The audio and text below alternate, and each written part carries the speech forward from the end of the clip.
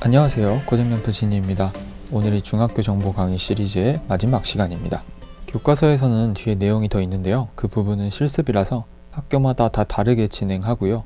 이 채널에 다른 영상들에서 충분히 잘 다루고 있기 때문에 그거 보시면 됩니다. 이후에는 시험 대비 압축 영상이 추가로 올라올 겁니다. 한 편이 올라올지 두 편이 올라올지 아직은 모르겠는데요.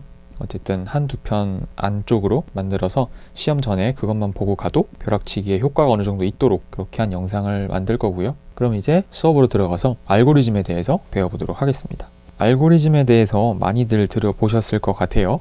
어디서 많이 들어봤냐라고 물어보면은 다들 유튜브에서 많이 들어봤다고 합니다. 자, 알고리즘에 대해서 개념적으로 먼저 설명을 드리자면요. 이 알고리즘은 현재 상태가 있고요.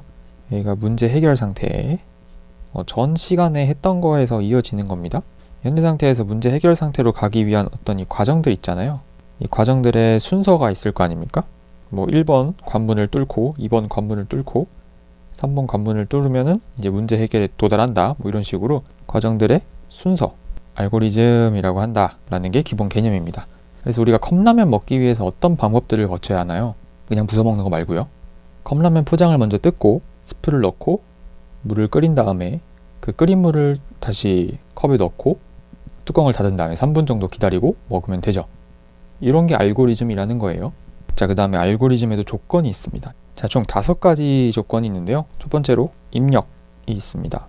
입력은 알고리즘을 만드는 데 필요한 자료들이 있잖아요. 그 자료들을 외부에서 입력받을 수 있어야 됩니다. 두 번째로 출력입니다. 자, 알고리즘을 통해 문제를 해결하려면 하나 이상의 결과가 나와야 합니다. 당연한 말이죠. 그래서 이렇게 나온 결과를 출력 자료라고 합니다. 자, 그 다음에 세 번째 조건, 명확성이 있습니다. 알고리즘은 각 단계에서 뭐를 하는지 명확하게 표현이 돼야 됩니다. 아까 설명드렸던 것처럼 1번 관문에서는 뭘 해야 되고 2번 관문에서는 뭘 해야 되는지 이런 것들 헷갈리지 않도록 잘 설명되어야겠죠. 순서나 횟수나 이런 것들이요. 컵라면에 물을 어느 정도 부어야 되는지 이런 거를 확실하게 적어주는 것이 이 명확성에 해당되는 거죠. 네 번째로 수행 가능성이 있습니다. 알고리즘의 각 명령어는 논리적으로 수행이 가능해야 된다는 소리예요. 자, 그 다음에 다섯 번째로 유한성이라고 있습니다. 알고리즘에서 나타난 명령은 주어진 횟수만큼 처리한 뒤에 종료가 되어야 됩니다. 예를 들어서 컵라면에 물만 10번 동안 계속 붓고 있으면 안 되잖아요. 정해진 횟수만큼 수행을 한 다음에 이게 종료가 되어야 한다는 뜻입니다. 자, 그래서 이렇게 알고리즘의 조건 5가지 알아봤습니다. 알고리즘의 표현. 알고리즘은 여러 방법으로 표현될 수 있는데요. 크게 일단 3가지가 교과서에 나와 있습니다. 첫 번째로 자연어, 두 번째로 의사코드, 세 번째로 순서도 이렇게 나와 있습니다.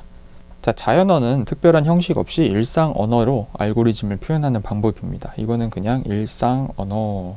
컵라면 뒤에 보시면은 조리 방법 이런 게 써 있습니다. 그게 이제 자연어라고 할 수 있죠. 의사코드는 어떤 특정 프로그래밍 언어의 문법을 따르지 않고 그냥 프로그래밍 언어로 변환이 쉽도록 알고리즘을 표현해주는 방법이에요. 그래서 예를 들어서 이런 식으로 그냥 써주는 거예요. 이 순서대로. 자연어랑은 분명한 차이가 있습니다. 자연어는 그냥 문장인데요. 의사코드는 여기서 프로그래밍 언어로 표현만 살짝 바꿔주면 바로 실행이 된다는 점에서 차이가 있습니다. 여기서 의사는 뭐뭐 할 생각이나 의사 선생님의 그 의사가 아니고요. 그냥 흉내낸 이라는 뜻입니다. 코드를 흉내냈다 라는 소리죠. 자, 그 다음에 순서도. 순서도는 여러분 너무 잘 아실 텐데요. 이런 게 순서도입니다. 자, 그래서 이렇게 3가지의 표현 방식이 있다라는 거 알아두시면 좋을 것 같아요. 그 다음에 알고리즘의 구조에 대해서 알아보도록 하겠습니다. 알고리즘의 구조는 3가지로 나뉠 수 있는데요. 첫 번째로 순차 구조입니다. 두 번째로 선택 구조, 세 번째로 반복 구조. 자, 순차 구조는 처음부터 순서대로 차례차례라고 생각하시면 돼요. 처음부터 끝까지 차례로 명령을 실행하는 구조입니다. 자, 그 다음에 선택 구조. 선택 구조는 어떤 조건을 선택하느냐에 따라서 순서나 내용이 달라지는 것을 말합니다.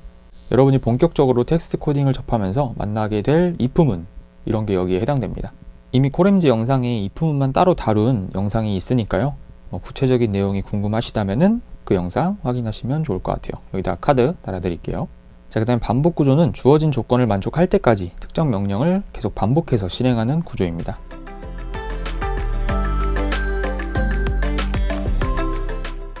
자, 그래서 결론적으로 알고리즘의 구조와 표현을 왜 배우냐면요. 어떤 문제를 해결하기 위해서 바로 코드를 먼저 작성하는 것보다 미리 구조를 그려보는 것이 문제 해결 과정을 한눈에 파악할 수 있고요.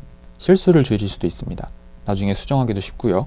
그래서 코딩을 잘한다는 것도 단순히 프로그래밍 언어를 얼마나 잘 아는지, 잘 외우고 있는지 이런 게 중요한 게 아닙니다. 얼마나 깔끔하고 논리적으로 코드를 잘 작성하는지, 또 어떤 방법으로 문제를 해결해 나가는지 이런 게 중요합니다. 사실 프로그래밍 언어에 사용되는 이런 단어라던가 이런 것들은 그냥 구글에 검색해보면 됩니다. 그래서 그거를 단순히 많이 외우고 있는 게 중요한 게 아니라 내가 이 문제에 어떤 식으로 접근을 하는지 그런 것들이 중요합니다. 우리가 배운 알고리즘의 개념들이 단순히 프로그래밍 할 때만 사용되는 게 아니라요. 여러분 인생에서 닥칠 여러 문제들을 효율적으로 잘 해결하라고, 또 사용할 수 있는 여러 정보와 자료들을 효과적으로 사용하라고, 그래서 이 정보교과를 필수 교과로 배우고 있는 겁니다. 지금까지 그 중학교 정보교과를 압축해서 강의한 코딩램프 진이었고요. 중학정보 시리즈는 여기서 마무리하도록 하겠습니다. 여러분 항상 화이팅입니다. 감사합니다.